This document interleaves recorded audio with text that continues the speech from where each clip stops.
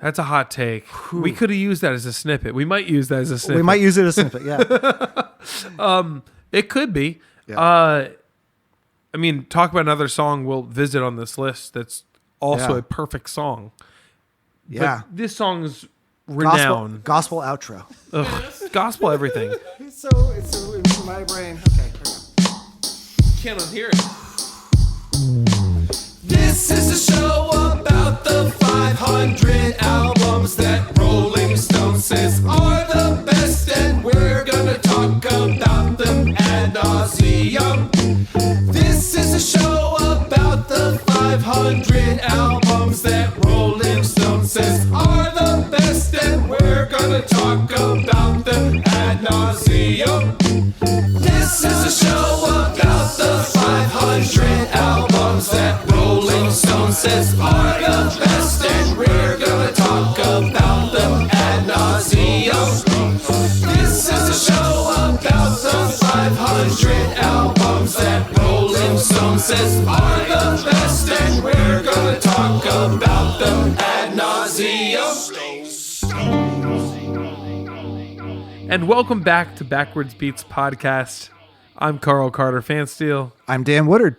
And this is episode 15, where we're reviewing album number 486 on the list of Rolling Stone's top 500 albums of all time. Correct. And that is the album Continuum by John Mayer. Johann Mayer. Did you have a 486 computer when you were a youngin'? I go way further back than that. But yes, I had a 486, I had a 386, I had a 286. The 486 was the banger for us. I remember the upgrade, and it was like, oh, I can do things here. Yeah. I don't have to delete system files. I don't know in order to install a new game. My first computer did not have a hard drive. Okay. Well. And 16 kilobytes of memory. KBs? Kilobytes. Woof. That's nothing. That's nothing. Like we don't have a thing in this room that has 16, 32, 64 kilobytes. That's wild. Yeah, and that was the upgraded version from the standard, which was the 8 kilobyte version. We're going full floppy here, folks. It took me a while. I didn't have a floppy drive, so when I was done computing, it was gone. This boy was zeroing and oneing. Yeah. And now he's zeroing and winning. My boy Dan. Correct. That is correct. How is the life outside of podcast? Are you having a good time in your tech computer guy job? The tech computer guy job is what it is. I was fortunate enough when I made the choice from going to striving to be a professional musician. I didn't strive that long because of life choices. I decided I needed the house and 1.5 kids. Ended up being 2 in reality. That's way better than a 0.5. Yeah, you're a skier. I can't ski with a 0.5. Yeah, you can't. That's sledding. I was fortunate enough to be able to do that. And I had to be marriage material, so I switched from music to computer programming, which, as I alluded to, I started in the 3rd grade. I thought it would be nice to finally break into the actual character of you and I at some point. So yeah. There it is. You've been doxxed.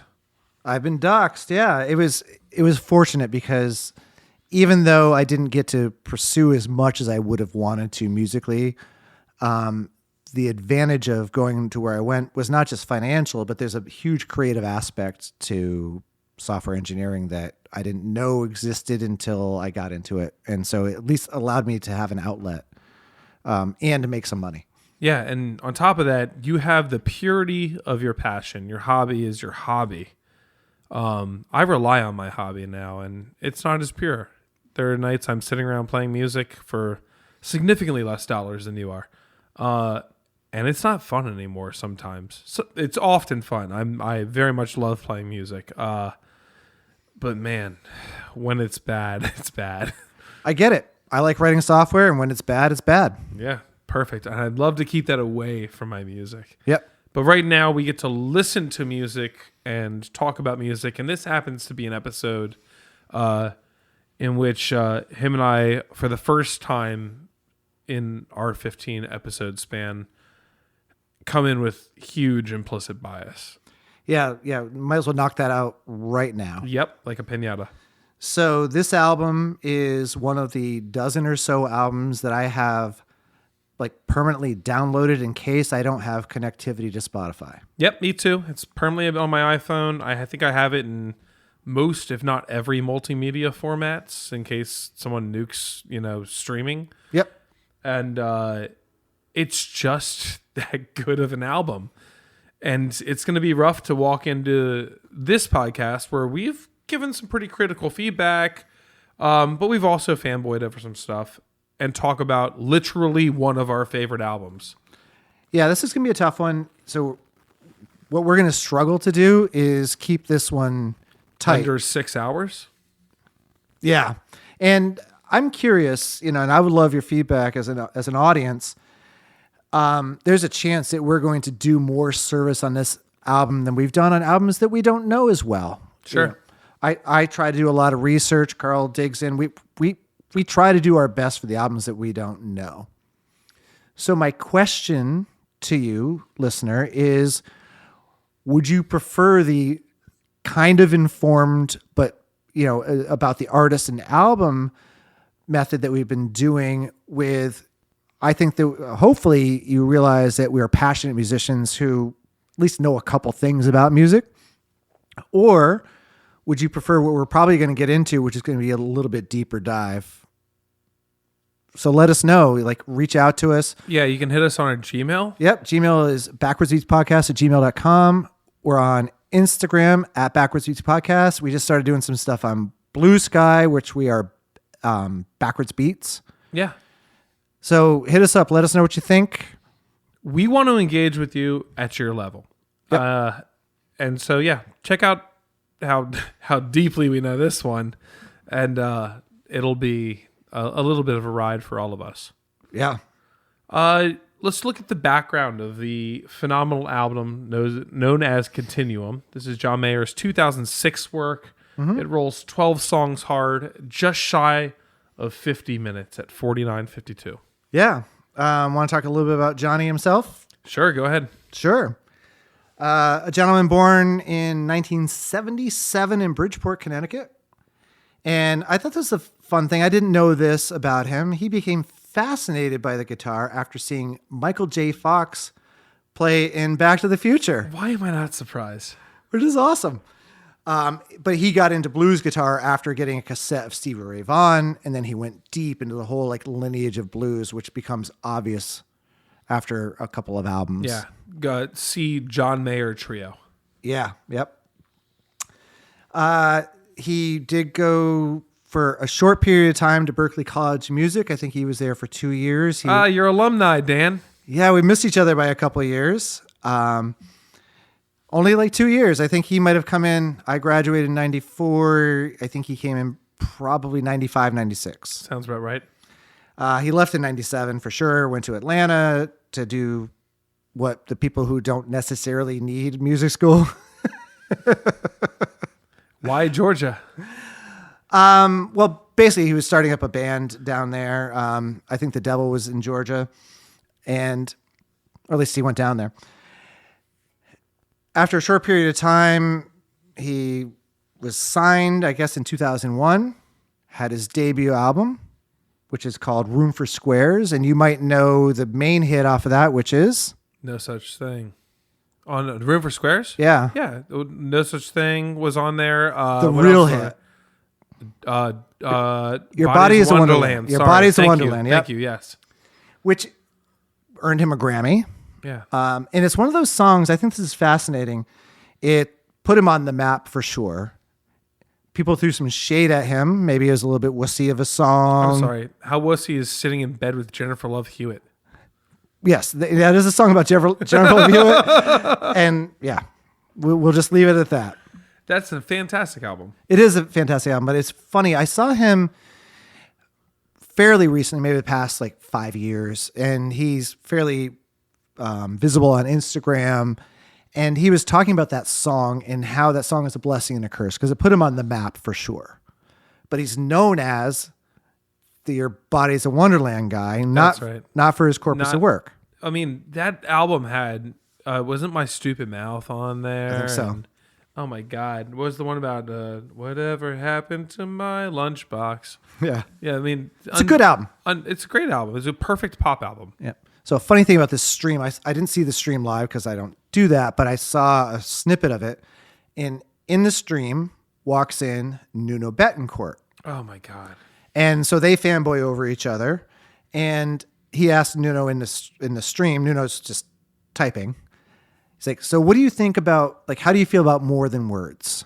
Right? Because you're known as the more than words guy, but you're way more than words. My God, that guy's fingers, right? Yeah. I mean, he can play. And Nuno's like, I will never look down on more than words because it put me on the map and allowed me to do what I can do. There you go. There's Your Body's a Wonderland quote. Yep. And he's like, oh, I guess that's the way to look at it. All right, so here's my question to you. Yeah. Better song, Body's a Wonderland or More Than Words?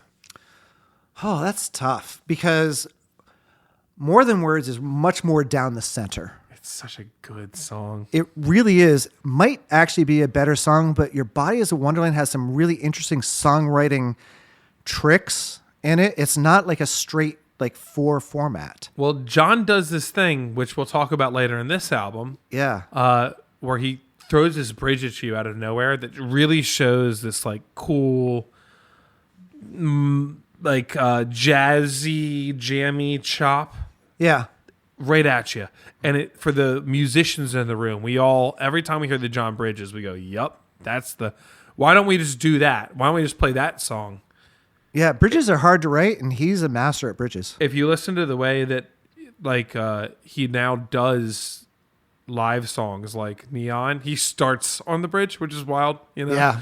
and then kicks into the song because it's that fat. Yeah. It's these Charlie Hunter-esque grooves, and it's super fun. It just shows mastery of your craft. Yeah. So to answer your question, I'll probably go with More Than Words, not because I actually necessarily think it's a better song, but because of where it hit in my life and what surrounds it for me because of where I was in my life. This, Your Body's Wonderland is almost 10 years after More Than Words. And so I was at a More Than Words time when More Than Words came out. I was not at a Body as a Wonderland when that song came out. I would take More Than Words as well, only because I just think it's subjectively a slightly better song. Sorry, John, and I think John would probably agree with me. Now, have you ever seen the Jimmy Fallon, Jack Black parody of More Than Words? The only reason I watched that is for Jack Black, but sure. No, I've not seen that. Yeah, they do like a shot-for-shot remake of the video because it's a pretty weird kind of cringe video. Yeah, the video is a little of the times. Yeah. All right, so let's move on a little bit through John Mayer's history because we're probably going to go along on these songs. Next album, Heavier Things. Clarity is the first song. It's so good. Yeah, I mean, it has Daughters on it. Yeah, Rashad Ross plays trumpet on Clarity as Daughters. Yeah, man, that album slams. Actually, I mean, Daughters was the hit on the album, right? Yep. But there's insane moments on that album too. This is when you start to see him peak out as a I am more than a verse chorus guitar solo chorus out guy. Yep. The bridges too, but there's some space taken here. He took enough of a risk on this album that he could have become obsolete. Yeah. What's interesting pop wise? Yeah, but he's still in the pop box here. Oh, no doubt. Yeah. It's really, really bright and forward production. They're using all the tricks. Like he's stacking. You got to wonder how much the vocal. He ended up having a vocal surgery like Adele did. The what do they call them? The nodules or whatever. Yeah, because of the G, like Granode or whatever. They had an issue. And you got to wonder how much going into this album that was becoming a thing. Yeah, his vocal technique, I'll kind of put in air quotes, might not be the healthiest for your voice. Oh, the whisper fuck thing? Yeah. I always put him as in this order. My favorite songwriter, an incredible guitar player, a good singer. Yeah. Now, I'd say that his vocal technique actually serves the song well. It does not serve him well as a human being. Oh, the album well. Yeah, Sure, yeah. And he's gotten really good over the years. It's, you know, if you listen to his newer stuff, he sings more appropriate Yeah. to what like your body demands of you. Yeah. And it's more limited, and he doesn't take huge risks, and he's not willing to blow his vocals out in the show. Yeah, but he kind of has like the Dave Matthews. I go to falsetto really quick. I do this whisper vocal fry. Not really vocal fry, more vocal whisper than vocal fry. Yeah. I mean, ask a real vocalist, which you and I both are not. Mm-hmm. They could be the same thing, like effectively on your system. Yeah. So actually, we didn't mention the first one. So this is now his second Grammy. He got Song of the Year on this one. And Off then, Daughters? yeah, Wow. Yep. That's a beautiful song. yeah. I think you mentioned on, I think it was Boys to Men. You mentioned Bended Knee being a big wedding song. Yeah. I kind of feel like Daughters has a bit. I don't go to enough weddings to know, but I feel like Daughters is. Oh, I think it has. It's in it, yeah. It has the it's same exact ammo to it. You know. Yeah. Now, right after this is where he really establishes his credibility in the blues world, because he plays at Eric Clapton's Crossroads Guitar Festival in 2004, alongside obviously Eric Clapton, B.B. King, and Buddy Guy, which becomes important a little bit later. Sure. He puts together the trio at this point too. Correct. Yeah, and the trio consists of Pino Palladino on bass, who's an absolute British legend. And then Steve Jordan on drums, who was running, I think, like the Grammy band at that time. yeah. Could you say that he is was like the John Baptiste of the time? Sure. Yeah, I put him there. And here's why. Steve's ear is so good. His communication is so good. Willingness to take young artists under his arm and wing, per se. He's a known music director, a great producer. He has a unique drum style, and he's very particular. You hear Steve Jordan the same way you hear a Questlove or a Brian Blades, and you hear these drummers and you go, I know who that is, Bernard Purdy. Yeah. Steve's that guy. And he imprinted on John. Pino, too. Pino is distinct in his playing. On bass. On bass. Yeah, he plays fretless, you know, and is not afraid to double stop things. He has movement that a lot of guys copy. Mm-hmm. And so John, I don't know whether he personally cherry-picked that band or not, but my God, like, those are some great draft picks. Yeah, phenomenal, right? And so they released an album in 2005 called Try. Literally, the trio, just them. Yep. And that thing, man. It's very different than what we're about to talk about, but Yeah, if you got some blues dad who likes Joe Bonamassa, back up and go listen to this instead. This is fun and full of soul, and it's just not your parents' blues music. no, it's not. But very like respectful and in awe of the genre for sure. Totally. You know, because he started out with influences of Stevie Ray Vaughan, you know, Eric Clapton, Hendrix, Jimi Hendrix, and we'll hear some Hendrix for sure when we talk about this. And then he's also known a bit, we should talk about this a little bit, he's known for being somewhat controversial. He said some pretty crappy things in a couple of interviews, which we'll talk about it when we get into the album, because he definitely regrets what he said. It put him into actually recluse. He moved to Montana. He's like, I got to get out of this because I'm not. It's like, remember the time the Stones were like pushed out to Nice? Yep. Yeah. It's the same. No, it's not the same. It's not. He said some crappy things in a couple of was- interviews. And He's a self-admitted ego guy, recovered. I don't know what to call it, but it was ego. There's a more than embarrassing video of him sitting in like Cabo on stage with some band, like wasted, trying to like play Eddie, or Van Halen lines or something like that. He notoriously dated A-list celebrity females, often older than him, and had very loud relationships. My favorite line was the Jessica Simpson sexual napalm one. Yep. By favorite, I mean like that's like the marquee, like oof. Yeah. But he that's had that and Jennifer Aniston too. that's about as bad as it got. I mean, he wasn't abusive, but he was definitely a prick for a little bit. And he knows it. he owns it, which is, and he kind of did that turnaround big time, and he did it quickly. And this album, I want to talk about the timeline a little bit, because this album may have been the actual breaking point on pinnacle of success and pinnacle of downfall. He warns himself that this is going to happen on this album, and 4 years later, it literally happens. Yes, indeed. Yeah. Because the one after this does not hit as hard as one would think. Yep. It's an odd album. But this one... Well, it's kind of like you're talking Born and Raised. No. Oh. Battle Studies. Oh, yeah. Yep. Battle Studies came after this. Yep. Highly anticipated off of what I consider a masterpiece. And man, did it not deliver to this level. But it shows you it's good, because you need a gauge for what was said level. Yeah. So yeah, growth, oh my God. And that's a lot of bands. Yeah. Right? Yeah.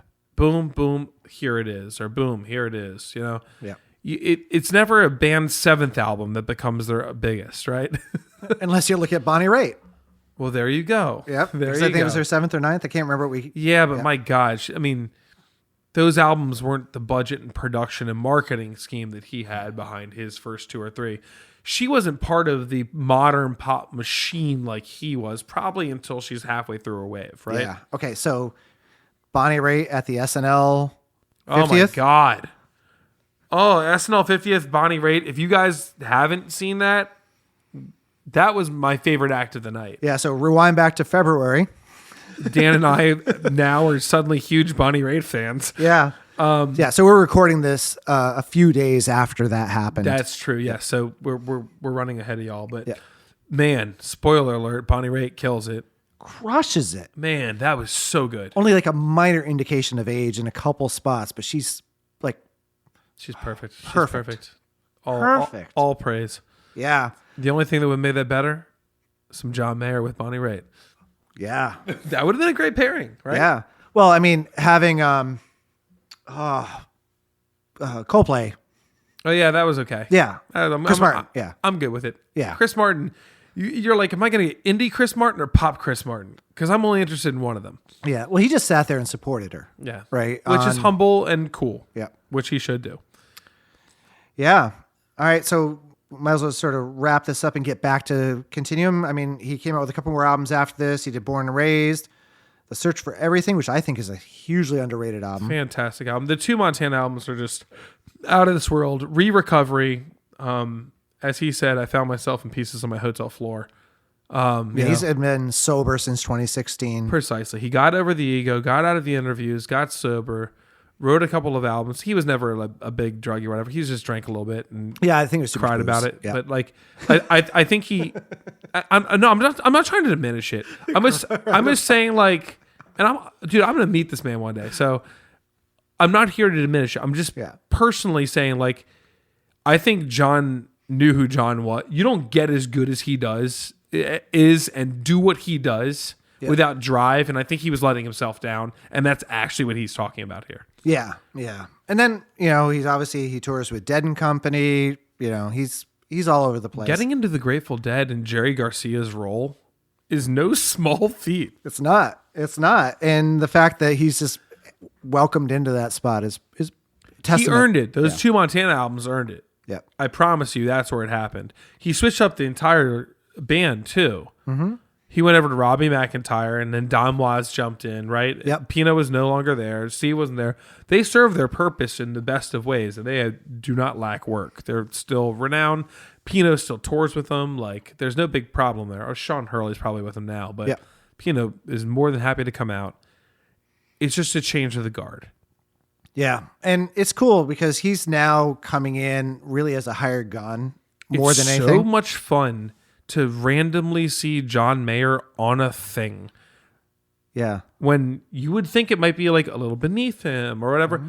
Dude shed an ego entirely. Mm-hmm. The biggest and most kind surprise I'll speak for both of us in our hearts, was, mid last year, the Jacob Collier, Lizzie McAlpine trio with John was just such a beautiful piece.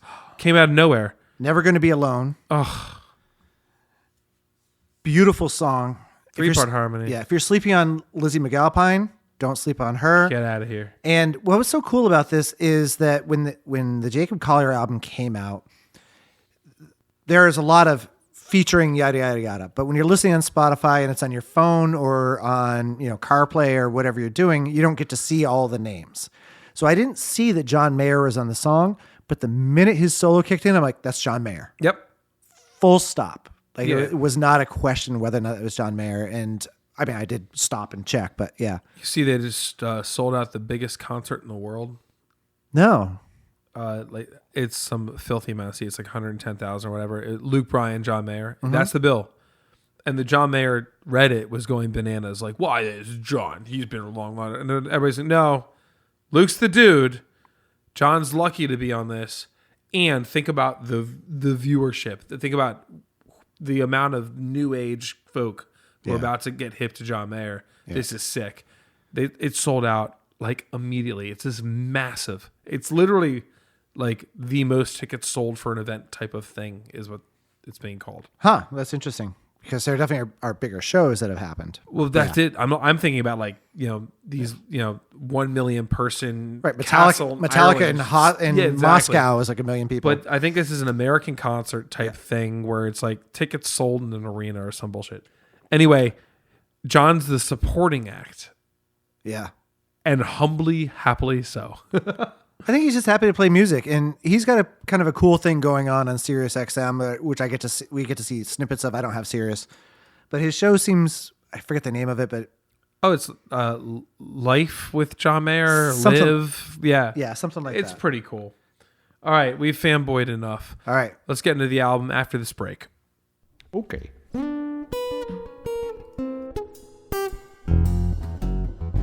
Hey, are you tired of traffic?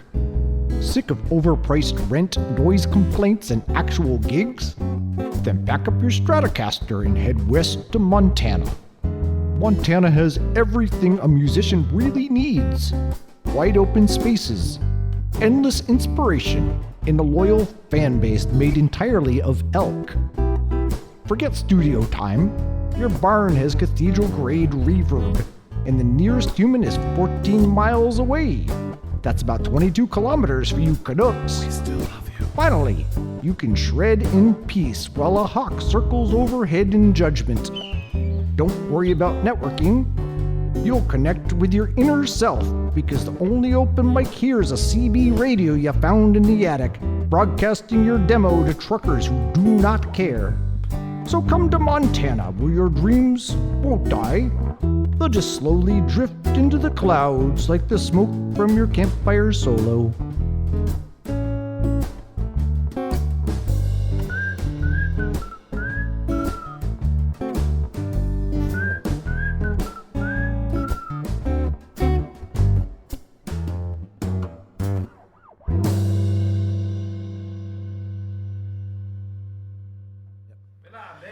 Hey, I'm feeling much better after that whole sponsorship. I'm feeling precocious. That's a perfect word for that. I made it up. It's a real word. So before we dive into the tracks, let's talk about the album Continuum, because we've talked about literally every other album or almost every other album. Can you tell we know a little about the John Mayer catalog? So this was his first shift out of sort of the pop realm into more a blues focused album with pop. I mean, obviously the John Mayer Trio is a blues album, but this is his first like commercial pop album that has a strong blues influence. You'll hear Jimi Hendrix, you'll hear Stevie Ray Vaughan influence in this album. You'll hear a lot more than that. Yeah. You'll hear a lot of blues and soul. You'll hear a lot of soul and R&B. You'll hear a lot of R&B and a tinge into some funk. You'll hear a lot of singer-songwriter a la Peter Gabriel and Paul Simon-y and Art Garfunkel-y. Yeah. It's actually where I think he found his freedom. The guy now has notoriety and money. Yeah, and the players on this album are notable. In addition to his trio. Do you want to drop a few names? Let's just drop in like Ben Harper I've heard of him. And Charlie Hunter. Let's talk about those people in general. That's kind of funny. So Ben Harper was a folk pop at the time. You could push it on. Steal My Kisses, Burn One Down. Yep. Kind of hippy dippy songwriter, but also very soulful. And that was his early pop career. Now he's a pretty cool, like, poet laureate. Yeah, you wouldn't know that those were his origins. Yeah, right. Ben Harper's. He's playing lap steel on this. Yeah, that makes sense to me. Yeah. Charlie Hunter, as I think we alluded to earlier, one of the most respected modern jazz, blues, funk artists you could ask for. Charlie Hunter's credited with playing an instrument a lot of people don't play, which is he plays the higher strings on a guitar with the lower strings of a bass guitar on his thumb, and kind of plays two parts at once and often three, as it will sound like you have a lead guitar, a backing guitar, and a bass player. Furthermore, he can do this over multiple genres. He was quintessential in D'Angelo's album. Yeah. I mean, like, this is a big deal. Yeah, and we just got back. We're recording this in February. We just got back from the Ground Up Music Festival, which is put on by one of our favorite bands, Snarky Puppy, which we've probably said almost every episode. We'll make sure to keep saying it. Yeah, let's just say that. And we were regretful when we saw the T-shirt from, I think it was 2018. Oh, my God, that lineup. That lineup was incredible. We had an amazing experience. One of the best weekends of my life, full stop. None doubt. But man, that weekend had everybody. Yeah. Oh my God, there were so many good musicians. I could barely name them, but I remember like Jojo Mayer was there, like Charlie Hunter. That's why I brought it. Of course. Well, I saw Charlie Hunter there in 2016 as well. He was there with Lucy and his percussionist. They were insane. Yeah. So Continuum, obviously has these players. It's known for songs like Gravity, Slow Dancing in a Burning Room, Belief. And I think there's a handful of themes on here. There's definitely like love and loss, social change are some of the main themes. But this album did quite well. Sold like 4 million copies in the US. Still doing pretty well on the Spotify listens. You're edging up close to 500 million streams on some of the songs. Yeah, it's what you can ask for is someone who's writing good art, singer-songwriter. It opens on a song that pretty much everybody knows if you've ever been to a grocery store, which is Waiting on the World to Change. Yeah. Song number one sits in a sweet 491 million. So we're kissing that 500,000 or 500 million line here. Yeah. It'll be done by the end of the year. One of the things, the drum groove in this, I'm going to talk about the drum groove in almost every song. I was ready for this one. So what I love about the drum groove in this is there are hand claps on 2 and 4. In the drum groove, the snare drum is syncopated, and it makes the hand clap sound like they're the thing that's syncopated. Indeed. It's so weird. It's so fun. Yeah, dunk, dunk, dunk, clap, snare. Yeah, it just falls on an odd beat, and they open up. It's a really bold, non-pop drum song over like full major chords, literally with like a xylophone or something going on. It feels Marvin Gaye-ish a bit. and it's a light revolution song, and therefore it makes a little sense in that same genre per se. Yeah.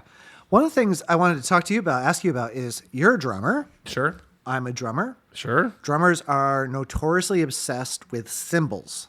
Oh man, Steve Jordan is like, can I get the driest cymbal known to man? Right. So I acknowledge as much as I love cymbals, nobody notices it. But I challenge you not to notice the ride cymbal when this song comes in. It sounds like an office coffee maker at work the whole time. Yeah. It's Steve Jordan, right? Yeah. It has to be. No one else would play this groove. And so Steve Jordan's signature is he plays really tight. Mm-hmm. And he plays really consistently. He doesn't vary away from beats. If he does solo a thing, it's because he'll hit it multiple times in a row. Yeah. It's very like, look how clean every one of my parts are. I don't have to do anything else. Right. And I want to be clear, there's this whole concept. People say like, Oh yeah, man. I'm a groove drummer. And that usually is a sign for saying I don't have the chops to play solos or fills. And right? Yeah, true, Yeah, true, right? true. Steve Jordan is a groove drummer who can solo for days and can fill for days. He just chooses not to most of the time. Yeah. He serves the song. If you don't know who he is right now, I don't blame you. He's kind of been out of limelight for a minute. The new version of him is like, look at Nate Smith. Yeah. Has kind of taken the Steve Jordan throne a little bit, and he's with everybody. I mean, mainly the whole Wolfpack Greater Alliance has adopted him. But I saw Nate Smith the other night, not the other night, but a few months ago over at Keystone Corner, and like Christian McBride was his bass player. You don't have access to dudes like that unless you're mean. Yeah. Yeah. Lyrically, I'd say as relevant then as they are today. When they if own not more. Yeah. When they own the information, they can bend it all they want.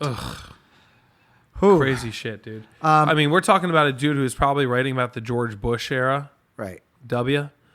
Yeah. Look where we stand. If this song makes a comeback, I ain't gonna be surprised. It's just a little too nice for the times, frankly. Yeah. I love the keyboards on this. Keyboards are played by Ricky Peterson. Oh, and, he's great. yeah, and he's played with a couple of people that we might have heard of. You've heard of Stevie Nicks, Bonnie Raitt, Billy Joel, Anita Baker, James Taylor, Sting. Like, Oh, those names? yeah, those are some obscure names. I that think they I played came in up- my town once. Yeah. So, fantastic song, great opener. Maybe one of the weakest on the album. Yeah, I was. I said to Dan like facetiously, but probably not so non-earnestly. Yeah. This might be my least favorite song in the album. Yeah. But I think it's a great opener. I think it's for the fans who are coming in off of John Mayer's pop forward few before this, and they didn't really push the trio album so hard. Right. So like this would be the next natural in the progression. I think it's such a smart opener. And this was thought out. Don't get me wrong for a second. This was thought out. Yeah, I believe that Continuum is an intentional name for this album, and I think there is a thread that walks through this album as we explore the psyche of John Mayer. And warning, friends, this is probably the most hate you're going to hear in a song on this album. Yeah. Oh, God. All right. We're such fans. Next song. I would say I would blow it early and call this Carl's favorite song on the album, but it is not. It was for some time, though. I Don't Trust Myself with Loving You. That's I Don't Trust Myself, parenthesis, with Loving You, close parenthesis. Yep. It's song number 2. It is a unreal song. It is a odd sapien sitting under a rock and water waiting for something. It's the finest little chunk of audio production that really pushed my mind for a long time. John's playing some odd, I think he plays an octopus. There's envelope filter for days. Yeah, on this. on his board. Yeah. A Q-trony octopus thing going on. It's muted. There's this crazy muted snare drum, control throughout the band, and it sets mood in the key of A minor. I ain't talking Drake. And it just ends up having this gorgeous effect. It's tame. It's like nothing you've ever heard. I don't have a song I can compare this song to. And that's what makes me so riled about it. Mm-hmm. It's groundbreaking. It's 3 chords, most of it. Yeah, mostly it is. And I'll just say this. I told you before this, I'm going to have one complaint about this album. Okay. And it's actually just the placement of this song on the album. Song 2. Right? Because Waiting on the World to Change is a bit bouncier. It's probably the bounciest song on the album. Yes. And we immediately go back into this thing, which I agree with you. This is a fantastic song. It's just that because the vibe is so, like, everyone's behind the beat. Like, so behind the beat. Are they going to hit it? Like, they're just, it's not a Dilla beat, but they are like back. Yeah, there's back a in the respect for pocket. hip hop in this song, Daniel. And then with the envelope filter that's on most of the instruments, that with an envelope filter, basically what that's doing is it's usually cutting the attack, like the Well, so it's dynamically cutting the attack in his case, right? Yes. The envelopes that I built for the guitars that we use is the harder you hit it, the more the high frequency peaks. Yep. So if you're playing lightly, you get this womp womp womp womp womp womp womp womp womp, right? Yeah. And so that's how you get that womp womp womp womp womp. It's a wah wah without wah wah-ing. Yeah. And if you hit it hard, you have A spike. yeah, and you have What I Am by Edie Brickell and New Bohemians. Exactly. That's a great. I'm so happy that the algorithm will pick that up and put it in our show notes. Yeah. Good call out. Yeah. I'm so proud of you. High five. I'm proud of us. I love when that happens. Yeah. This song is a top 2 to 3 listen on the album for me. There's nothing like it in the world. The message in it is really important. Yeah. I mean, this second verse of it is what we were talking about earlier. He's admitting essentially how much of a piece of shit he is in relationships. Yeah. Yeah, completely. I'll beg my way into your garden and make my way out when it rains. Like, Yeah, and so like, what awareness? You had to be in a bad place to be like, oh my God, I'm going to call myself out and make it artful. yeah, so if I think about the thread through this album, the first album is We're Waiting on the World to Change. First song. Yep, very first song on the album. Waiting on the World to Change. The world's messed up. We're all aligned, but it feels like we're overpowered. We get into I Don't Trust Myself. This is introspective. There's a number of songs on here which are talking about the risk of self-destruction and the risk of external influences that can cause that self-destruction. The funny part is we just came off of Black Flag talking about nothing but self-destruction. At least in the second half, yeah. No, even the first half, frankly. Like, TV Party sounds pretty good. I fucking love TV Party. All right, so go ahead. Yeah, But with that said, I'll follow you. I'm there. it's the whole album is about a guy literally just going down a route. Damaged. His is outward screaming, I don't wanna, I wish I didn't. Here's John contemplating the inevitable, the entire album, or seemingly so. Yeah, he's foreshadowing. That's right. Yep. There's a difference here. Yeah. This is pre-TV Party and Six Pack. It is. And I think we talked about like the vibe being back, like the pocket like is so behind the beat, except for when he gets into this guitar solo, he's full on Stevie Ray Vaughan all day long. And he's now centered the beat around that solo. It's fantastic. He has a way of doing that. I mean, when you're that good of a guitar player, like that objectively good of a guitar player, it's not about how many notes you can play. It's not about your, sweep picking thing. It's, do you serve this song? PSA for guitar players. Get a metronome and learn rhythm. It's your responsibility too. Oof. Hot point. Full stop. You will be better. You will be better, I promise you, if you get a metronome and learn time more than learning licks. This is coming from a literal rhythm section talking to you. Yeah. Yeah. I promise you. Agreed entirely. I can't say enough nice things about this song. I think the vibe is perfect. I love the bridge breakdown, the solo into it. Who do you love? Me or the thought of me? Me or the thought of me. Yeah, we were and he talking about repeats that. it 3 times. Yep. The other thing he does that's really dope on this is he sings the third of his guitar solo while he plays the lead line under it. Yep. Or no, the chorus. Yep. And so it sounds like there's a harmony under his chorus. It's just John. That's something. That's a controller falling off my speaker. That's just John playing a harmony of his singing during the chorus. Yeah. It's perfect. It's musicianship. And it's something a trio could pull off. And last thing I'll say about this song for me is the horn outro. Ugh. So good. Well Killer. arranged. Killer. Subtle. Who is the trumpet player? We don't have that. It It mentions the sounds like Rashad Ross, doesn't it? I didn't research enough. I didn't get that information. I see who arranged the horn parts, Right. but I think it is. I'm pretty sure it is. yeah. Someone correct us. If not, you can catch us at Backwardsbeatpodcast@gmail.com, or at Backwards Beat Podcast on Instagram, or Backwards Beats on Blue Sky. Yeah, hit us, man. I think it's Sean Ross though. So I now feel compelled to mention another Edie Brickell reference. Oh, what? 2 in one night? Yeah, 2 in 500 episodes? Yeah. So there's Edie Brickell and New Bohemians. They released 2 albums. Okay. Edie Brickell released a solo album after that, and she has this song, I believe it's called Stay a While.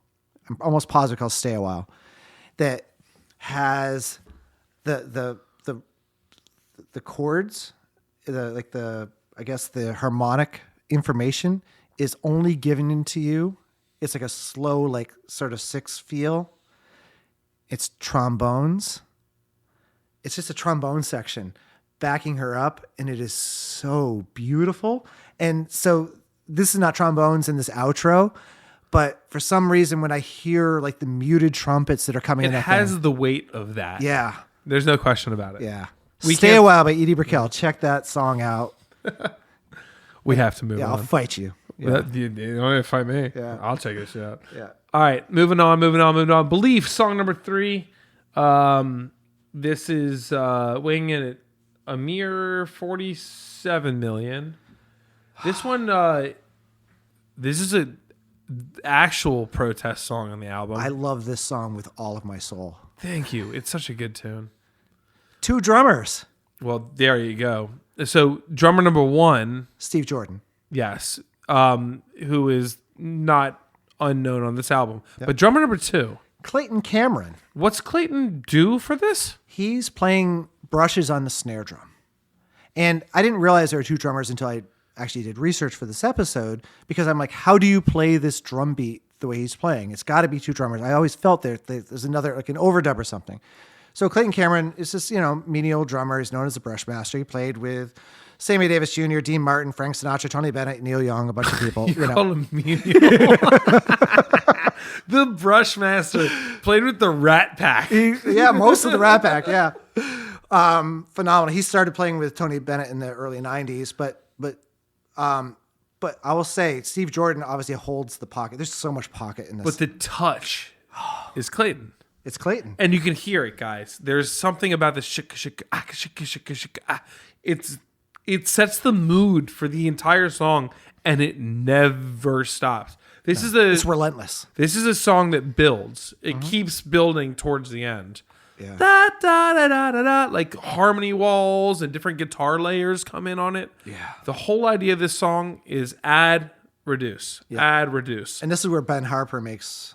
This is where he's playing slide. Yeah. Makes perfect sense. And- it's a soulful song. I'm just going to go. We can cut this if this is too long. The lyrics here, man. Is there anyone who ever remembers changing their mind from the paint on a sign? Is there anyone who really recalls breaking rank at all for something someone yelled real loud one time? Now, if I skip ahead, belief is a beautiful armor.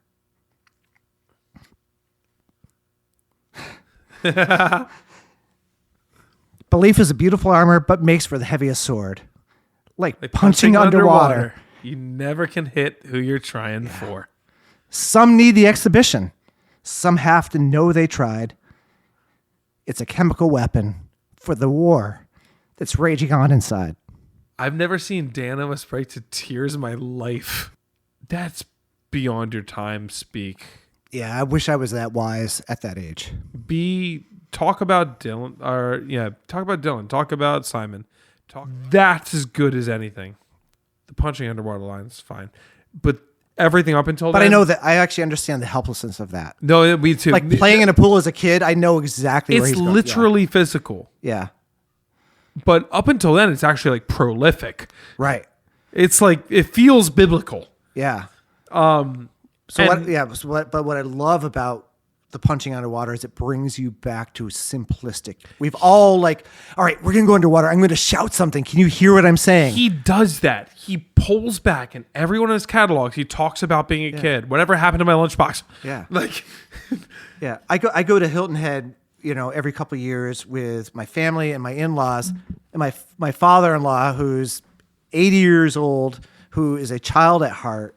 Like, we will still, at this age, go underwater and say, "Did you hear what I said?"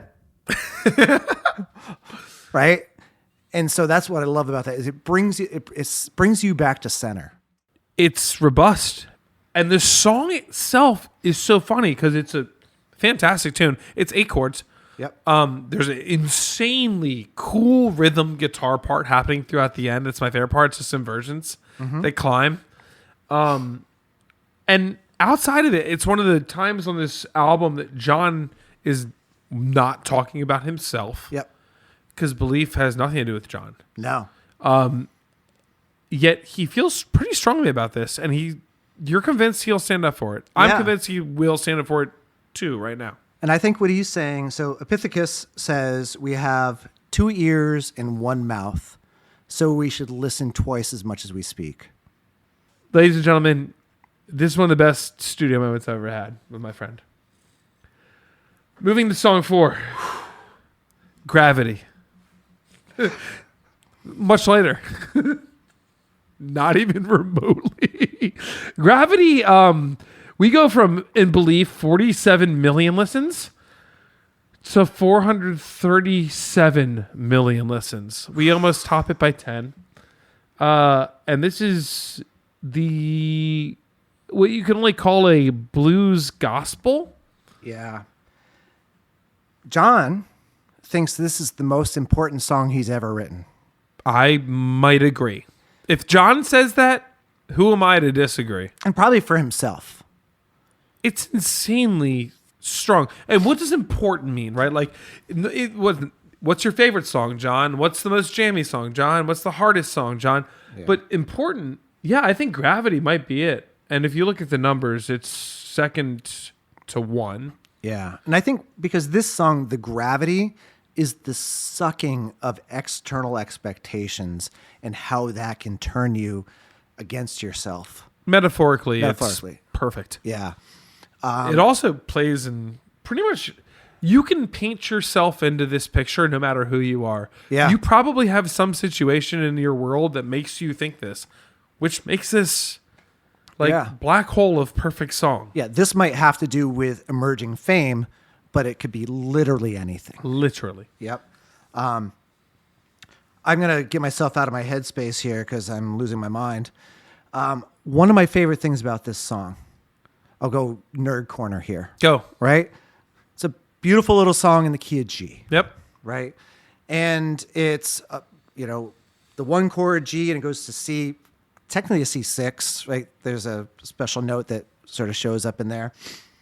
One of the things that I think is interesting about this is when there's a turnaround, right? So we're sitting happily in the key of G, and then we get to the turnaround, we do an A minor, yeah. Which are the same notes. I mentioned it's a C6. They're literally the same notes as a C6 chord. So a C6 was the secondary chord after the G in the verse. And so what this is an indication of how the bass is dictating the harmony. Who's the bass player on this song? Pino Palladino. Damn right it is. And so that's really cool. And so the A minor is a totally normal chord in the key of G. It's the 2 chord. Yeah, minor 2. Minor 2. And then it goes to a dominant 7 chord. It goes to the D7 chord. And then, ta-da, now we're in G minor. I love that part. Right? So, yeah. And what's really interesting about this, it's G minor, but in the bass is the B flat, which is the 3rd. So it could be considered a B6. I'm getting really nerdy here, but this is an example of we've now either modulated into into G minor from G major, or maybe it's a B flat 6, whatever. But either way, B flat doesn't belong in the key of G. So we're not in Kansas anymore. Yep.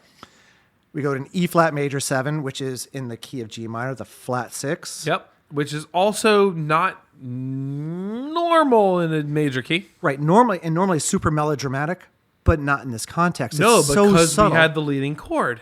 Right. And then we go right back. We go to a D7. Like it never happened. Yeah, that didn't happen, friends. 5. So good. And what's so cool about it is melodically, when we go to that G minor chord over B, he's singing. He's not singing the flat 3. He's not singing that B flat. He's singing a C, which it becomes like a G minor 11 chord. Yeah. This guy knows jazz harmony. Yeah. Even though he claims he doesn't because he only did 2 years at Berkeley, but screw No. that noise. He knows what he's talking about. Them ears know it. He knows it.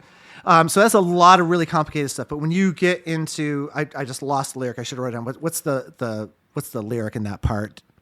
It's one more gonna chain me to my knees. Yeah, That one. Yeah. So it's the one and more when he gets Yeah. there. That really sort of angular descending melodic. Insanity. It's an incredible turn.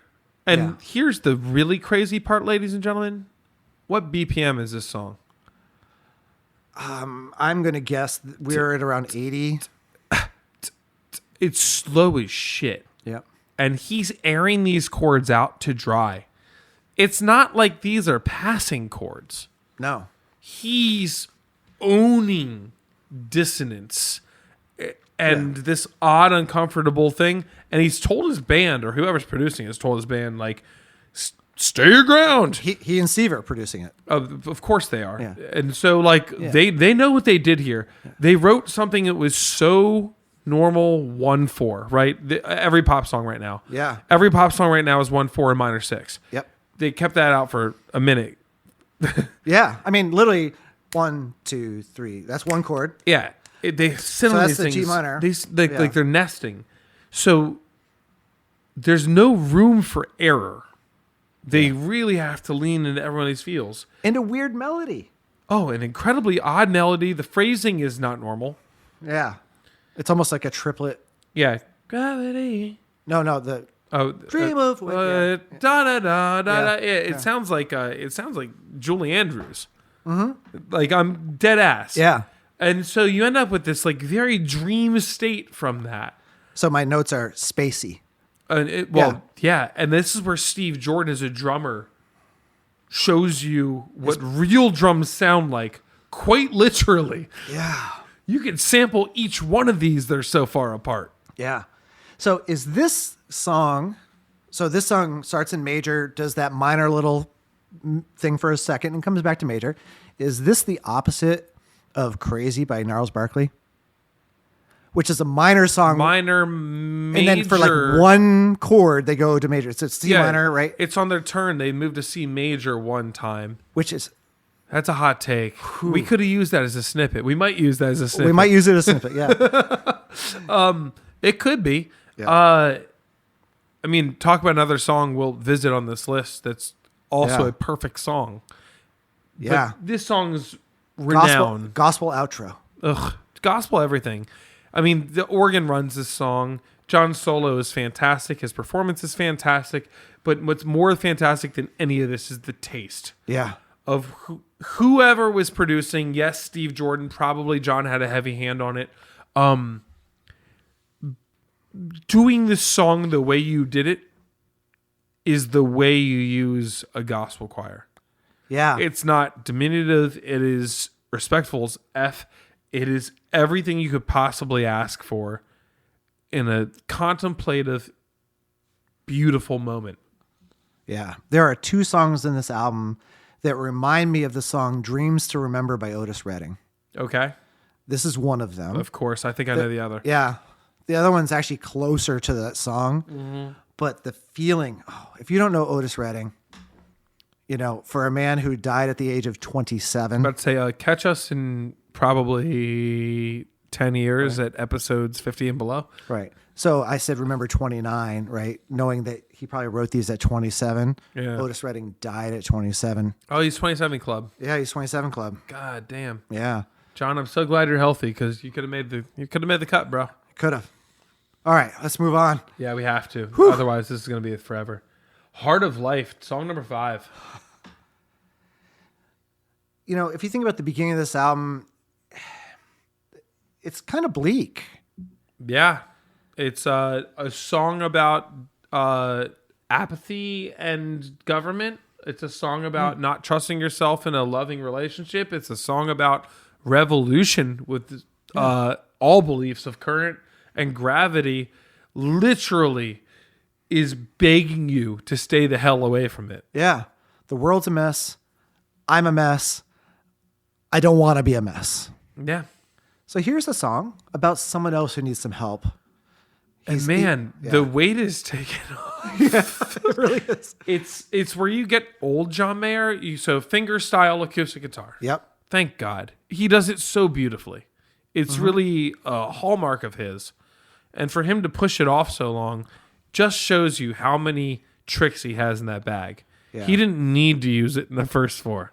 No. And I mean, this is a beautiful song, like seemingly written for a friend, right? Who's having Of course, problem, yeah. right? I mean, it really comes to me with, pain throws your heart to the ground. Love turns the whole world around. No, it won't all go away all the way that it should. But I know The heart of life is good. I mean, take the message and run. Frankly, I will say this. Ain't a lot behind it besides that. This song is not a song as much as it's a message. It's an interlude. Yeah. It's damn near a commercial. it is. I like what's interesting about this one to me is the like airy solo. Like he plays a beautiful solo. It's mostly the melody. And he's playing like this relatively clean but kind of like delay slapbacky guitar. Yep. It's mixed in the back. Yeah, totally, and meant to be so. Mm-hmm. This is an interlude, as far as I'm concerned. It is because it gets darker.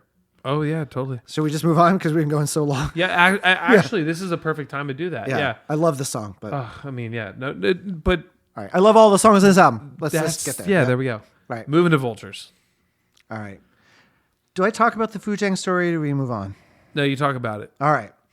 So I was aware of this album. I listened to this album. This album came out when my second child was born, around that time. Well, actually, Nice. around that. So if you think about like the age that John Mayer is, I'm a couple years ahead of him. Only a couple years. He's only a couple years younger than I am. And so I listened to this album. I appreciated it. But Carl and I played in this band from 2010 to, I guess, 2016. And one of my favorite things about playing in this band is the openness and safety that we had in this band. It's really hard to play, like music is a very personal thing. And, we're coming in here with all these episodes and all of our opinions, but really who gives a shit what we say? Music is completely subjective, right? It's wiggly air going past our ears that somehow strikes an emotional chord for us. That's what it is. That's all it is. Truth.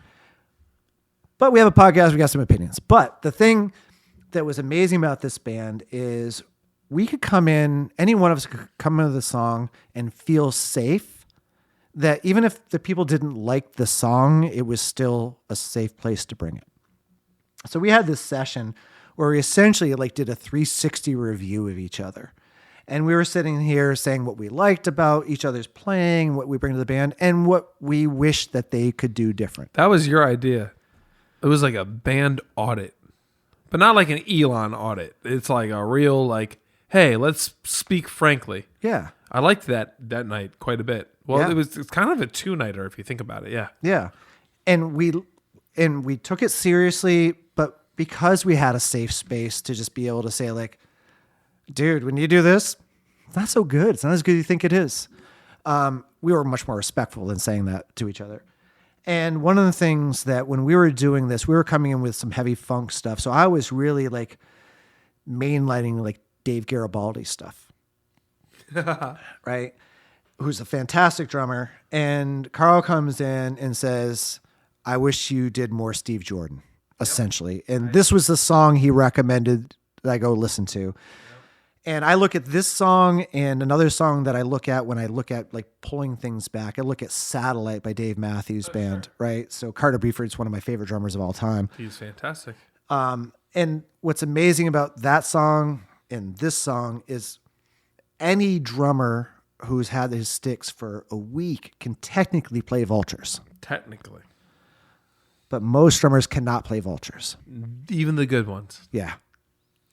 So that's one of my favorite moments from when we were in that band. The fact that we had that safety and our ability to just to like call it out with love and respect. And we told each other where our babies were ugly and where they weren't. And It's codified a friendship, as you can tell. yeah. And much more. Yeah. The notion of what he's speaking of is this drum groove that's absolutely steel. Like, it's the hardest kick snare you've ever heard in your life. Yeah. And you can go on Instagram where they're like, here's what beginner drummers should play, and here's what a professional sounds like playing the exact same thing. There's just this odd little swagger to it Steve throws on it. Yeah. And it creates a backbone for a pretty simple song that is wildly effective. Yeah. It's a convincing, I don't know, like road blues song. Tale of a guy trying to make it through, but metaphorically speaking, vultures are everybody literally trying to come into his life. Yeah, it could be paparazzi. It could be the people just clinging to you. Friends, family, ex-friends, faux friends, manager, advertiser, you name it. Yeah. John trying to shake some shit off. Yeah. And you can tell he's frustrated. Yeah. And I'm not going to make excuses for literally any celebrity who's done terrible things, but I will say this. What is the roadmap for fame? Right? We asked this in like Diddy time. Like, Yeah. name a clean artist right now.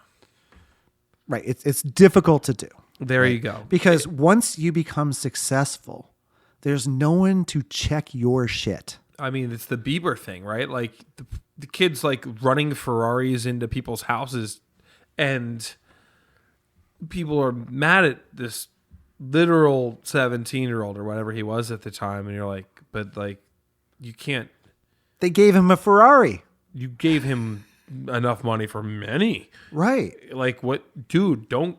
If I had more than $1,000 at his age, I would do way worse things. Yeah. So, not excusing abhorrent celebrity behavior. You're responsible for your own actions, full stop.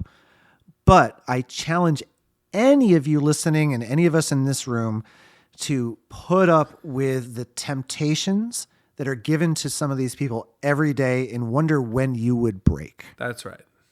What is it? What are you a sucker for?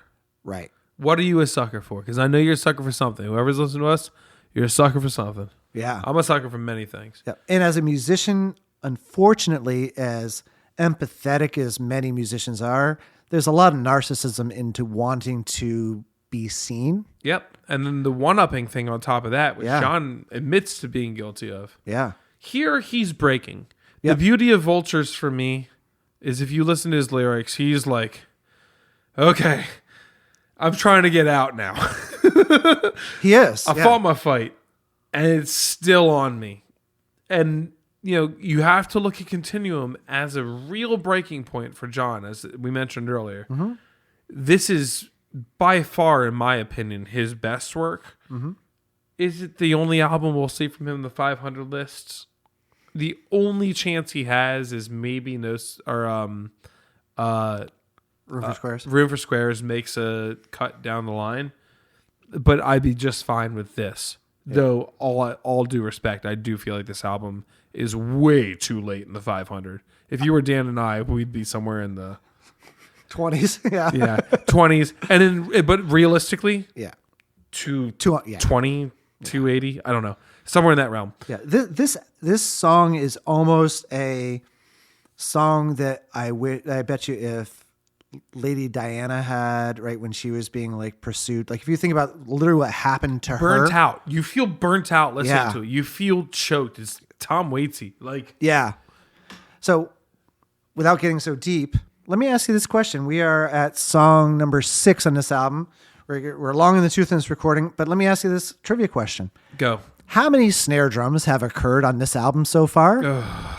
Shit. How many songs in are we? Song six. Six. Six snare drums. I will no, say- stop. I disagree. Yeah. Because we had a brush drum. I'm gonna say we're 9 drums in. So I look at this. There's no snare drum on Heart of Life. There's no drums on Heart of Life. I'm sticking by 9. Right. And if you look at song 1, Waiting on the World, it's like a piccolo snare kind of sound almost. Can't Help Myself sounds like the snares are about to come off the drum. It's it sounds like you took like a grocery store paper bag. Yep. It just hit that. Yep. Belief feels like a Black Beauty fat snare with a little bit of ring. Yep. Gravity is super is dry. Steve choked Jordan. out. That's the Steve Jordan special. Yep. And then Vultures is almost Wood the rim. same snare as Can't Help Myself. Yes, but no. Not as rattly. Yeah, agreed. So I would say between 4 and 5 different snare drums. I'll sit on hot 6 and we'll settle there. All right, that's fine. All right, move on. Stop this train. Oh my God. Oh, you want to cry? Anybody else want to cry? Dan's already cried once. I've cried 3 times today. So Yeah. stop this train. I mean, now you have this album where we've been talking about these themes of songs and these styles of songs, and all of a sudden this thing hits you in the face and you're not ready for it. Yeah, I mean, this is a song that's about aging, fear of aging, and stages of life, and how you reconcile time passing. And you don't have to be more than like I don't know what a dumb IQ is, 58. That's pretty dumb. Yeah, it's pretty dumb. You don't have to be more than a 66 to 69. Yeah, that's like a JD Vance level There you IQ. go. Yeah, You don't have to be more than a 69 to figure this one out. there we go. Nice. The metaphor is not that strong, but the song is perfect, and the songwriting is perfect, and it comes from his heart. You get a John Mayer acoustic approach here, which you kissed in Heart of Life, but this is actually what he does. Yeah. You want to see this guy's bag. You want to see why Martin has a signature guitar version of his thing, which I'm sure costs $4K. This is why. Yeah. His playing, the way he just has a style. Yep. James Taylor has a style. Dave Matthews has a style. Paul Simon. Yep. Paul Simon, fine. I guess He has does. a good, he does have a style. Yeah. John's finger picking style for modern times is Impeccable. there. You go. Yeah, it's beautifully played. This might have the most, I'm not going to get nerd because we're going long, probably the biggest harmonic palette of the entire album. Totally. No, that's not nerd. That's just fact. So scared of getting older. I'm only good at being young. And I play the numbers game, say that life has just begun, right? So I'm resetting. He finishes that off with, Right. had a talk with my old man, said, help me understand. He said, turn 68, you'll renegotiate. But my favorite part, Ugh. don't stop this train. Don't stop this. He takes the turn. Don't for a minute change the place you're in. We could just yell all the lyrics at this point. It's perfect. It's insane storytelling over a young man who's contemplating getting older and sees the fear in it, Yeah. clearly. He sings it in the most gentle way over a perfectly recorded background. You know, this makes me think of the Fleetwood Mac song Landslide. I've heard of it. Because what's beautiful about that song, many things beautiful about that song, is Lindsey Buckingham's like almost metronomic finger picking. Yeah, it's in a very impressive guitar part, isn't it?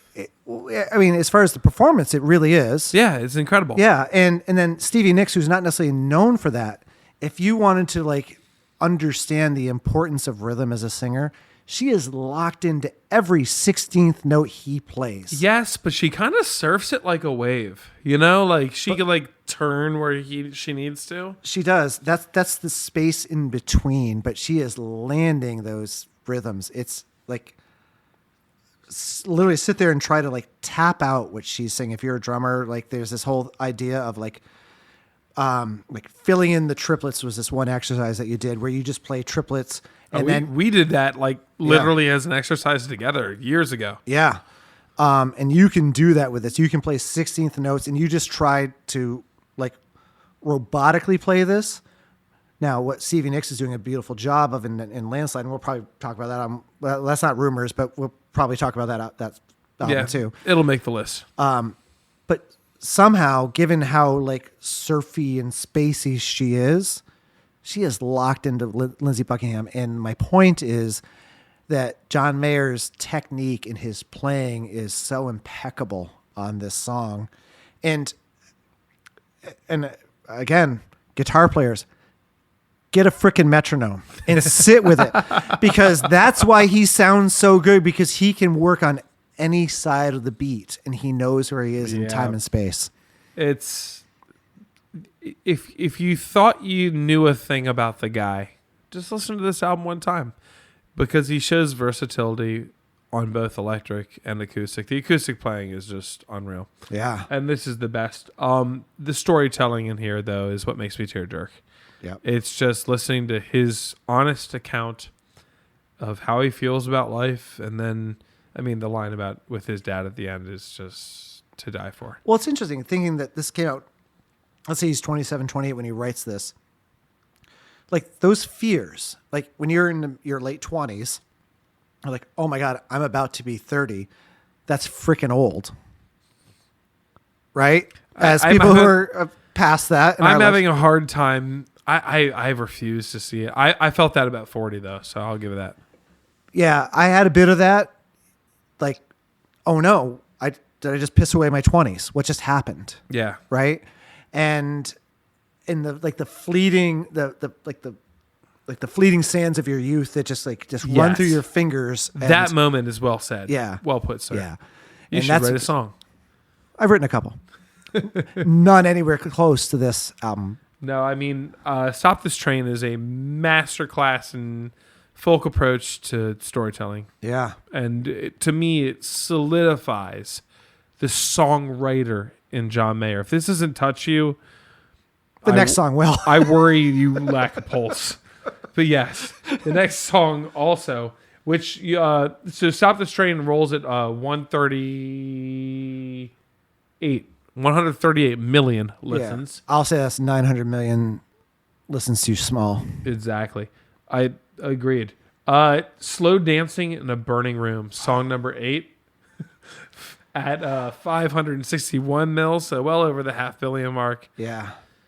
This is... Now, you won't get my normal Carl chooses a favorite song on this album. I could tell you a top 3, and that might even shift year to year. Slow Dancing will always have to be part of that top 3. It's a brilliant song. Devastating song. Oh, it's the perfect breakup song. Anticipatory. So I'm glad you Is said... that a word? Yes, I'm glad you said those words. So if you all recall when we reviewed Marvin Gaye's album, Hear My Dear, we were pretty tough on that album, even though we love Marvin Gaye, full stop. Truth. And that is an entire breakup album. It's an album as a divorce. The entire album. So we have talked about when we go into like our season break of challenge each other with the best breakup songs of each decade starting from the 70s. I already have my list compiled. Bro, I whooped your ass on this one. Well, but I challenge you because this is not a breakup song. This is We're Breaking Up song. Oh, you can't pull it off now. I challenge called you. This one. You did. I called this one though. This is a tough one. This is a horrible song for anybody who's been in a relationship that knows it needs to end, but it hasn't yet. The words, we're going down. Like, yeah. It's not, we're going down. No. It's draggy country western guitar, right. Massive reverb tank, literally slow dancing in a burning room. The imagery meets the song. Yeah. In one of the most effective ways I may have ever heard in my life.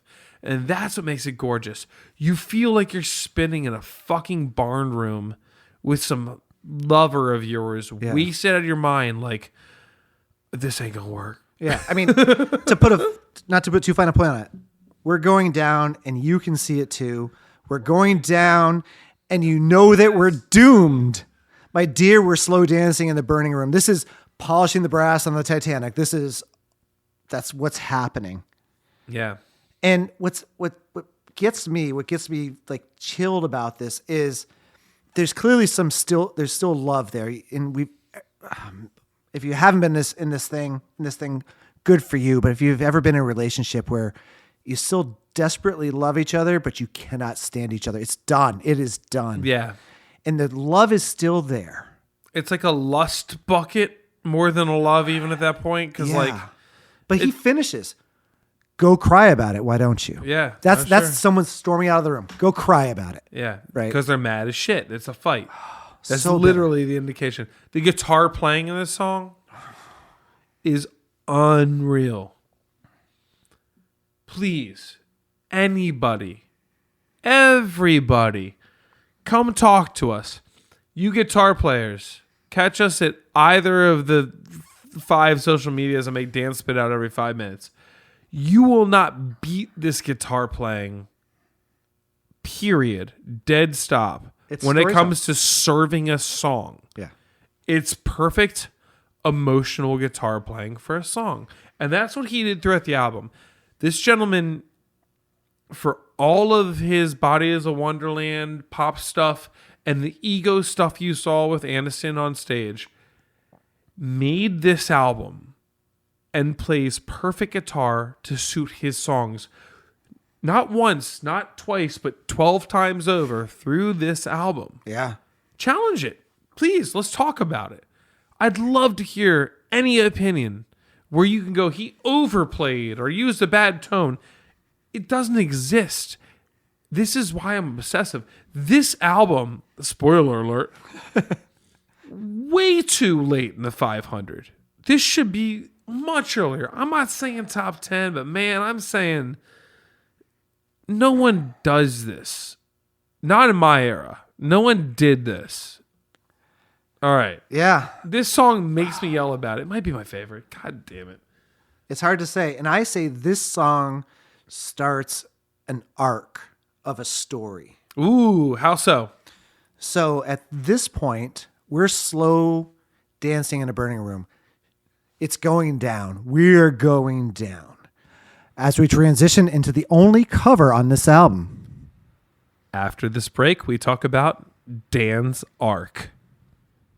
You chop wood. You drink black coffee. You once punched drywall because someone said that Coldplay was fine. You're a man. Or at least you were. Because then she left. And now you like candles. I have to tell you guys about the Sad Boy Candle Company. It's a candle brand for men who cry silently into their hoodies. They have the following scents.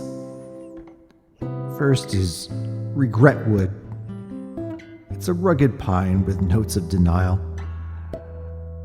Then, left on red, it's lavender with crushed pride and a sense of screen glare. And then finally, her new boyfriend's a dentist. It's a combination of mint, envy, and jawline insecurity. Each candle includes a motion-activated voice chip that whispers, You call those muscles? or our luxury edition, She blocked you for a reason. Sad Boy Candle Company. You've hit rock bottom, and might as well make it smell nice. Well, one thing I could say is that it might not be for me, but I can see how another person might want that, in their like more sensitive regions. Yeah, and if you understand anything about fluid dynamics, this is for you. Yeah, engineers for sure. Yep. Well, we're to the back half of John Mayer's Continuum, and we're in Dan's arc, as we would call it, coming off of Slow Dancing in a Burning Room. Song number 9, Bold as Love. Let's do that. This is a really cool song because this is a cover. This is a Jimi Hendrix song. That's a brave thing to cover. It is, and he does an awesome job of this. Let me ask you this. Do you know the original? Yeah, I do. I knew the original before I actually knew this song. So I assume most people knew the original. So I went and did some research, and I looked at Spotify. So How many listens does Bold as Love have on Spotify? We got a sweet 36 million. So I assume that many more people knew the Hendrix song because the album Axis, Bold as Love, has Literally like the title. has a couple of other songs that you may have heard of, such as Little Wing, Heard of it? Castles Made of Sand. Heard of it. 2 perfect songs, full stop. Fight me. All day. Yep. Yeah. So Bold as Love on the Hendrix album has 41 million. Wow.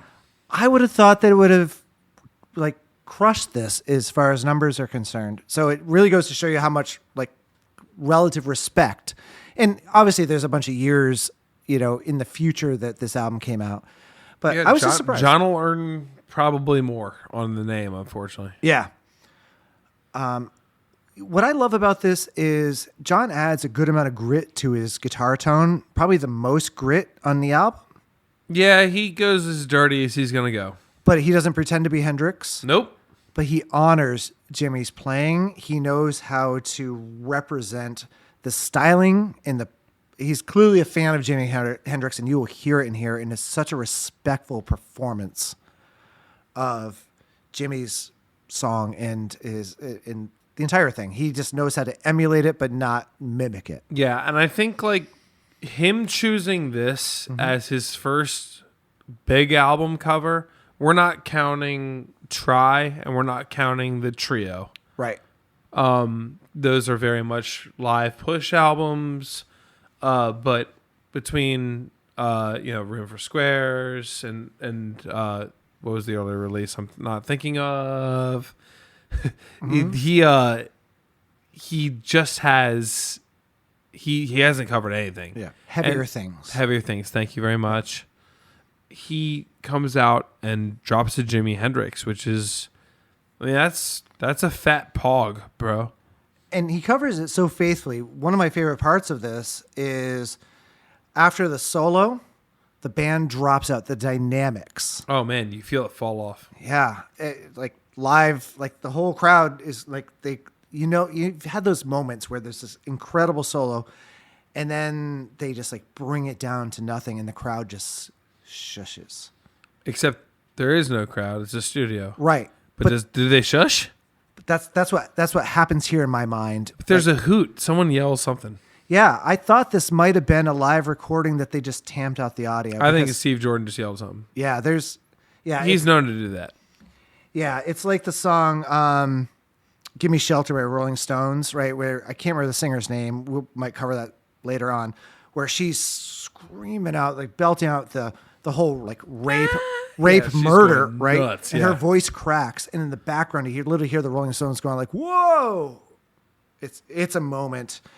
And that's what it feels like to me. Like when the air comes out of the room, gets sucked out of the room, and he comes down to this like, You love a live recording nowadays, man. Yeah. It's so special. And whether this was, I can't imagine this being recorded solo tracked. This had to have been live tracking. yeah, at least live in the room. Yeah, Yeah, the boys had this one. yeah. and And we so- had moments. Remember, we had moments at the Ground Up Festival. Remember, I turned to you and I said, "There's no crowd noise." Everyone was so focused on the performance Oh yeah, we're watching with reverence and awe. Eric Gales play the solo for Cult of Personality over Corey Glover with Snarky Puppy as a backup band. And via a few of us screaming, like, it's nothing. It's fantastic. So, insane effort here Yep. into a really good Jimi Hendrix song. Oh. Complain. Anybody, please tell me how this was bad, and I will come back at you. And you know what's beautiful to me is the liveness of this recording goes so beautifully into the next song, Dreaming with a Broken Heart, which starts off with this like very ambient like piano part. Room-filled piano. Yeah, but that's what I mean by ambient, Yeah. not like ambient, That's John like- playing. yeah. Fun part. So good. That's him playing. So good. It's a very basic piano part. I always felt when I was really digging into this album that this was the last song on the album. Well, it feels like the closer because you come out of Bolt of Love, right? And Bolt of Love, and it's a blower. I mean, it's guitar solos. It reminds you of everything it should have been. You know? Yeah. It's just like wildly like Philly, and all musicians are taking whatever like precautions they had and just throwing away. Yeah. And then you get into this very like well structured. Dun dun dun dun. Sounds like a kid's piano lesson at first. I mean, should I say it's how about this? I'll say it's cinematic. There we go. I won't say it's musical theater. Please don't. Okay, it's cinematic. Ever.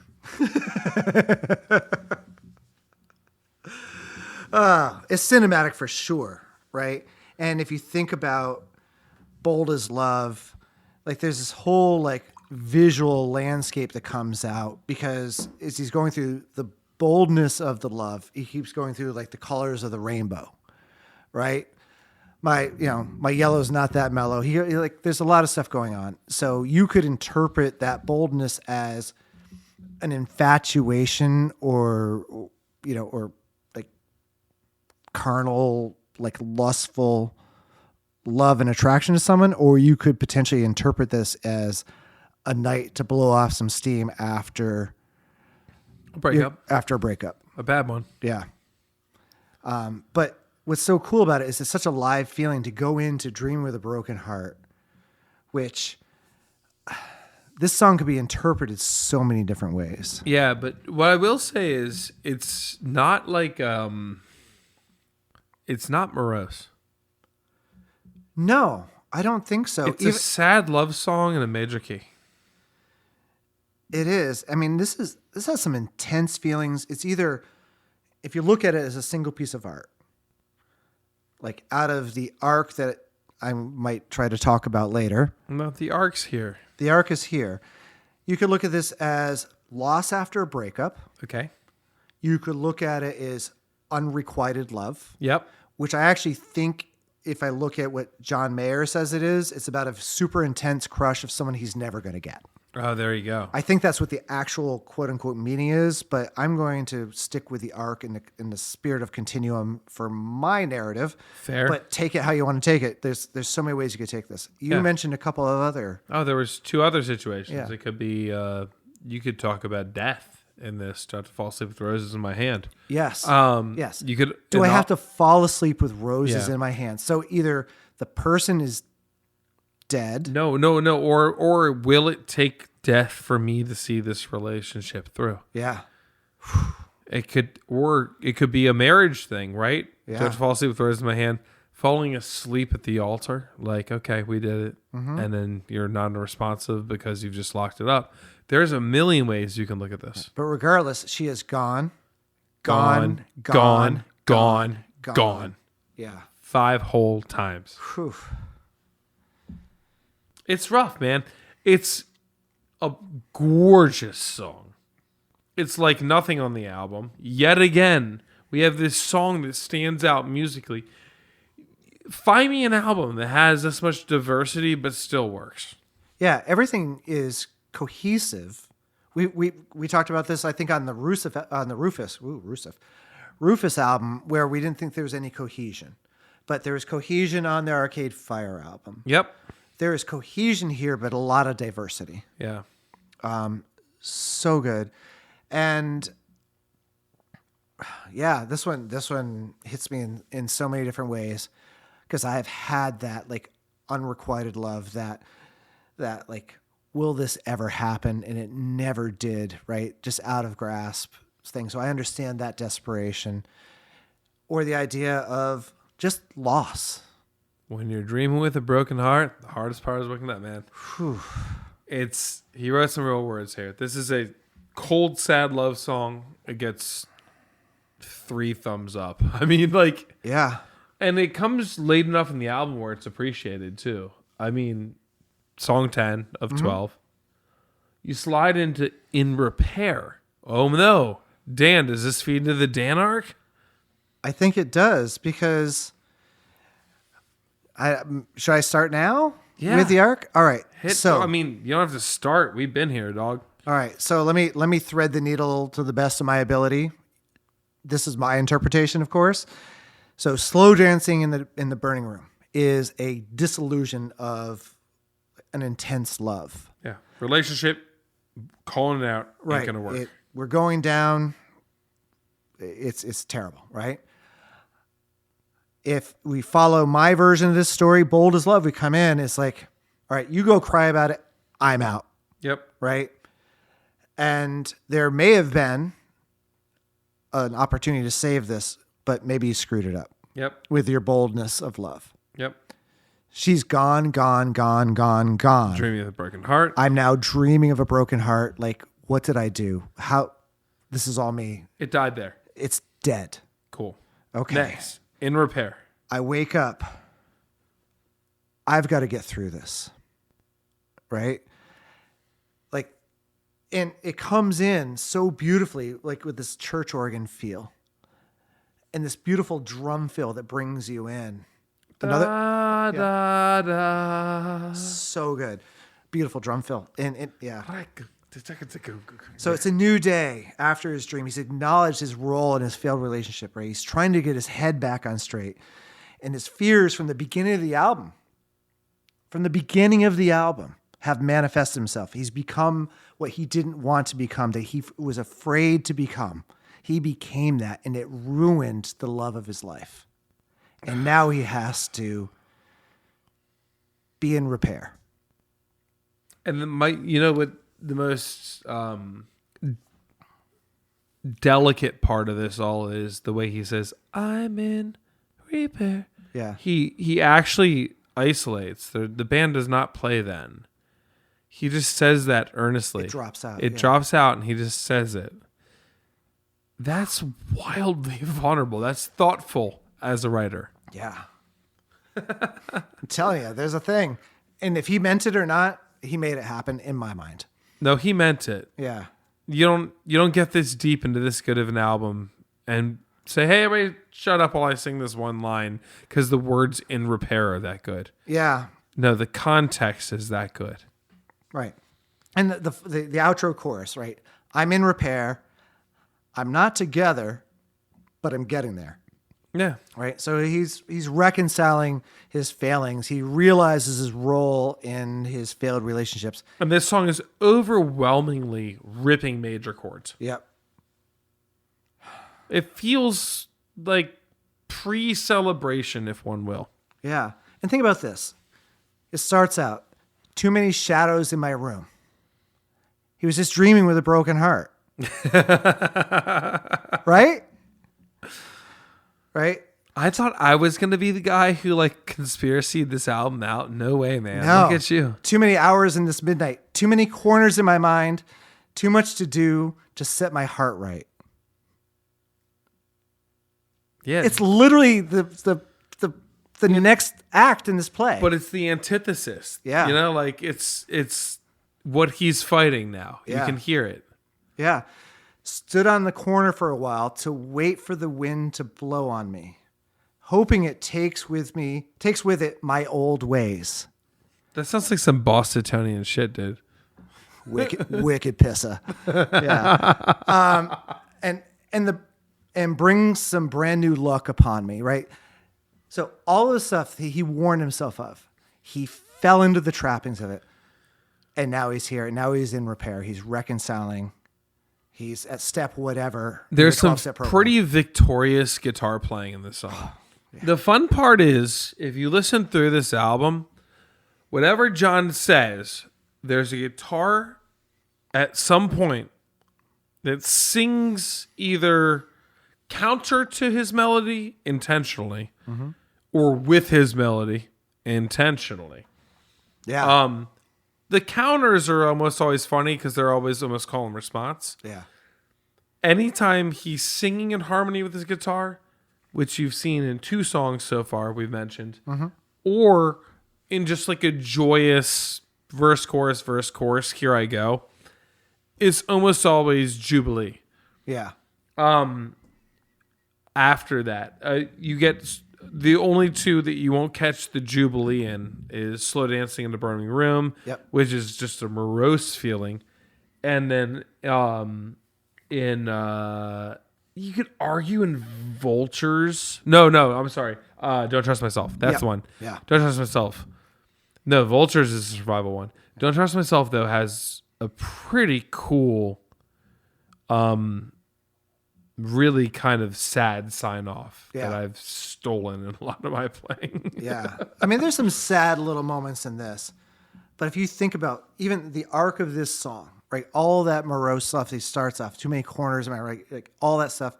And then now I'm walking in the park and all the birds, they dance below me. And maybe when things turn green again, it will be good to say that you know me. There you go. He's found his recovery. And he couldn't do it too soon. It's song 11 in the album. Yeah. Moving into the final one, I'm going to Find Another You. This is a pretty basic song, but to me, this is the, okay, I know who I am now, and I know what I lost. Having talked through your arc with you, Dan, I now believe in you. Yeah. I think the last 5 songs, I'll give it to you. Bold's a tough one to stomach, but I get it. Yep. You could scratch it and still have the story. Well, I think, yes. But I think Bold actually has a place there. I think you're right. Yeah. I'm going to Find Another You speaks for itself. It's the cutest little blues tune. Mm-hmm.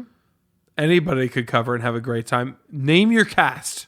Right. You're like Miles Davis and Molly Ringwald. Go in. Like, it would not fucking matter. Right. It's a great tune. Yeah. I'm going to find another you. It is what it says it is. Yeah, it's you know, It Had to Be You, right? That was featured on When Harry Met Sally. Yep. Which is It's so reminiscent. Yeah, it is, because it had to be you, right? With all your faults, I love you still. Yeah. Right? And that's what he's saying. I'm going to find another you, except one that will do these 3 or 4 things that you wouldn't do, which might be sex things, but you know, yeah. Yeah. Whatever it might be. Yeah. It's cute, it's singable, and it's not the strongest song musically on this album, but No. in no way, shape, or form does it hurt it. Yeah. It's a skip-proof album, Daniel. It is. And I said this to you. I think that I'm going to find another you is the same song in spirit as Good Riddance, Time of Your Life by Green Day.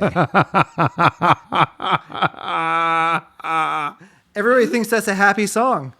It's a kiss-off song. This is a kiss-off song, but with the love of, like, yeah, all the things are I awesome. never Yeah. thought that was a happy song. And I don't think this is a happy No. song.